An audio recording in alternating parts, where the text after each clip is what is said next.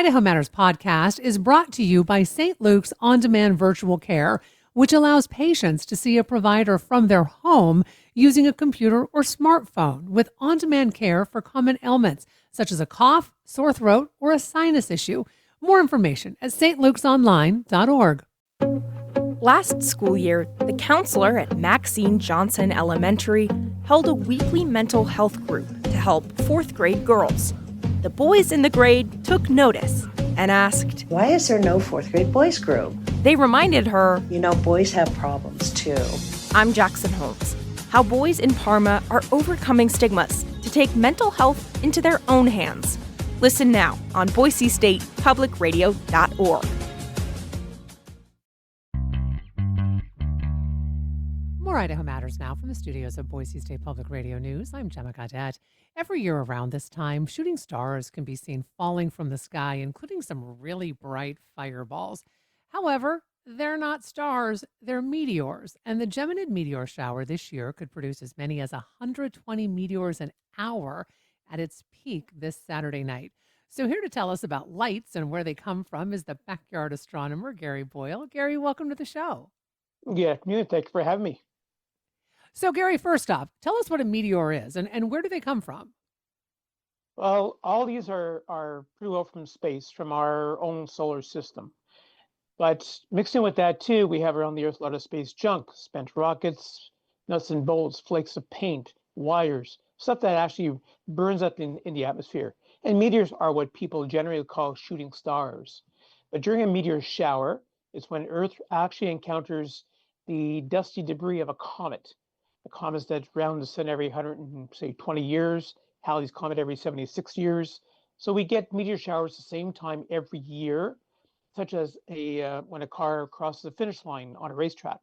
So on this weekend, this is one of the best showers of the year, but it's December, so a lot of snow. In fact, I'm digging out an 8-inch snowstorm up here that we had during a couple of days. So it'd be cold, but still, like you said, 120 meters per hour. That's the theoretical number. You might see about 80 per hour or 60, because it always happens to me. I'm looking west and something vaporizes in the atmosphere in the east, or vice versa. So you're bound to miss a few. So, Gary, so what we're going to see this weekend, these particular meteors, where do they come from? So this is actually from a rock comet. It's really a dead comet. We have these things floating in our solar system. Its number is 3,200 Phaethon, and it really circles the sun, comes back every year. But when a comet does come into our solar system, rounds the sun, slingshots back into space, it leaves that trail of debris, that confetti that comes off a dump truck on a highway. So we encounter that debris stream every year. And these are pretty well the size of a grain of sand. And the larger ones with this meteor shower could produce some beautiful fireballs. The brighter ones, these flash cubes in the sky that really light up the ground. And many a time in the past, I've seen my shadow on the ground from these things, but they totally vaporize in the upper atmosphere. They will not hit the ground. So, Gary, where do the names for these showers come from?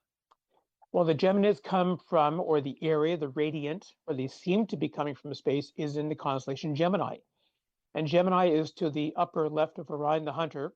And in fact, Jupiter, brilliant planet Jupiter, which you'll see every night high up in the sky, that is in Gemini right now. So really any cell phone or tablet app for astronomy will show where the constellations are and the planets. So the Leonids are from Leo, the Perseids from the constellation Perseus, and so on. And not every shower gives these great numbers of 120, maybe 150 per hour. Some showers are about 5 per hour. So it's really not really worth your time. But this one is. It's on the weekend.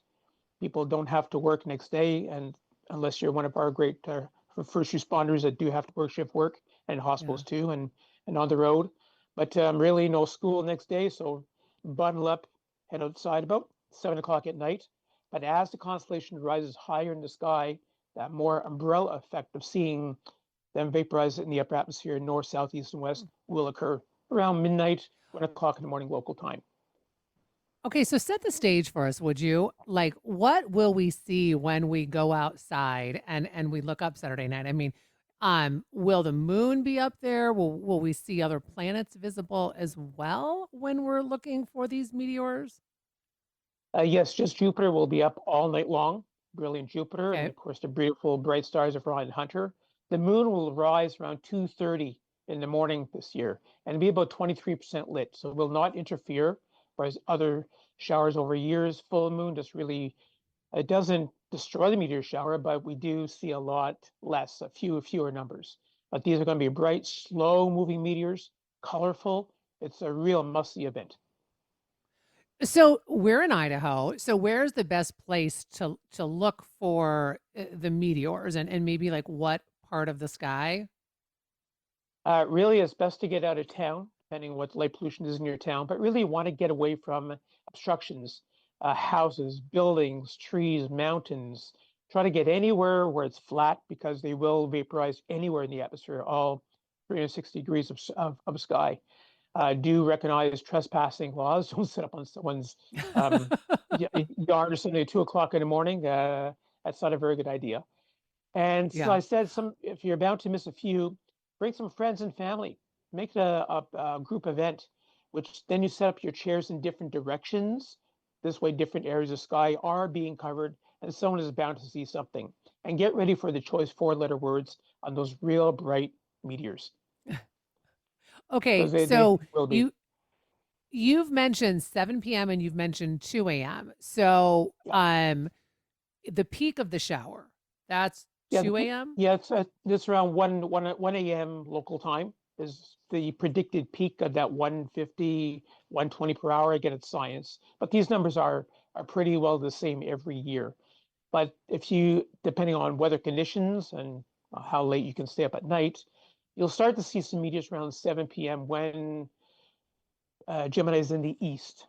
But then you're just seeing the ones vaporizing toward the west and the south. But as the Mhm. constellation rises, more will be now hitting the east and the south and the north. So don't wait until 1 or 2 a.m. Go out as soon as you can because it goes weather conditions. And even though weather might not be favorable for Saturday night, Sunday morning, try Friday night, or even try Sunday night. You'll see how good dumb are new meteors, but now the numbers are coming down a bit because we're exiting that thicker debris path Yeah. in space.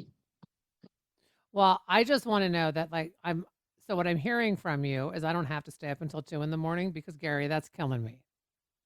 I know you have some really strange hours in the media, and we thank you for that, for keeping us in the know at 7 a.m. or sometimes on TV 4 o'clock in the morning. It's just amazing.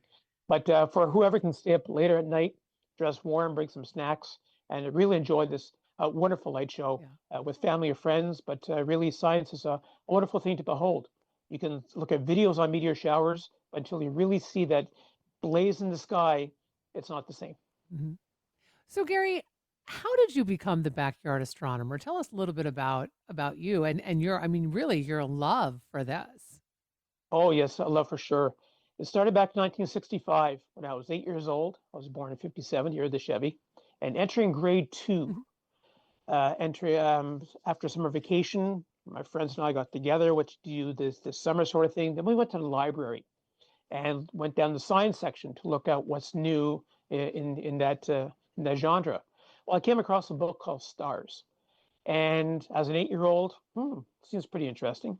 I turned to page 16, and back in 65, really didn't have a lot of good pictures of the sun. It was just a drawing of a yellow sun with flames, which really doesn't have flames, it's plasma.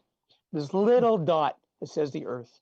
I went on to find out that, like a Mm, string of pearls, you can really string 109 Earths side by side across the sun, and over 1 million would fit inside our daytime star. I've been a fish out of water for the last 60 years. Been loving to teach astronomy as much as I can to share with others and still have a very understanding wife.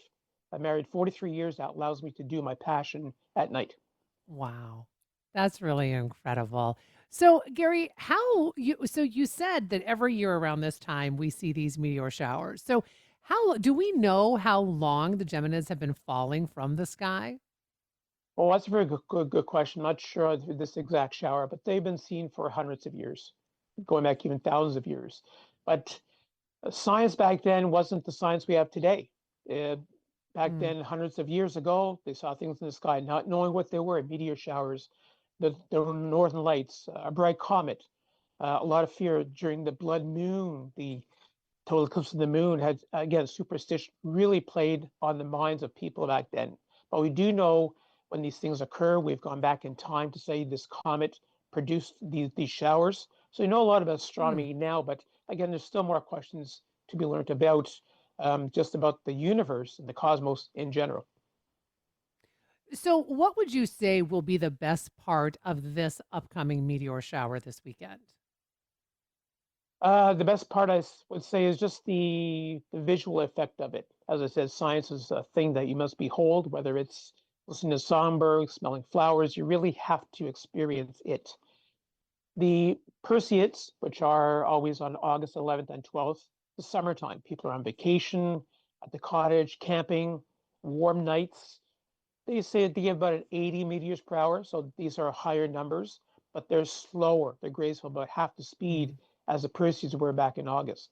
So really, the sky will be dark without the moon rising around 2:30. The winter stars are out. Jupiter is out. Why not enjoy Mother Nature's greatest show? Well, Gary, I have to say, it just you make it sound so beautiful, and I'm looking forward to not being up at 2 a.m., but I'll head out. I'll head out around 7 p.m. if that works to see if I can see anything. Try to about 9, if you Okay, can. I can do that. The, the longer, the better. I'm going to All hold you right, to it. I can compromise on 1 minute. I mean, not 1 minute on 9 p.m. Gary, I can do that. Okay, sounds good. And please get back to me. I'm sure a lot of your listeners will see some wonderful fireballs and really speak about it next week when they're in feed or even email in, because really it's until you see something that really, like I said, lights up the ground or out here the Yeah. snow in Ontario. It's really something you wouldn't think could happen, but it really does. Well, I want to thank you so much for taking time to talk with us. We've been speaking with Gary Boyle. He is the backyard astronomer, talking about the Geminid meteor shower that is coming up this weekend. As Gary said, the best time to see it around 2 a.m. on Saturday evening. But if you're like me and you can't stay up that late, 9 p.m. I'm Gemma Gaudette, and this is Idaho Matters. How does AI even work? Where does creativity come from? What's the secret to living longer? TED Radio Hour explores the biggest questions with some of the world's greatest thinkers.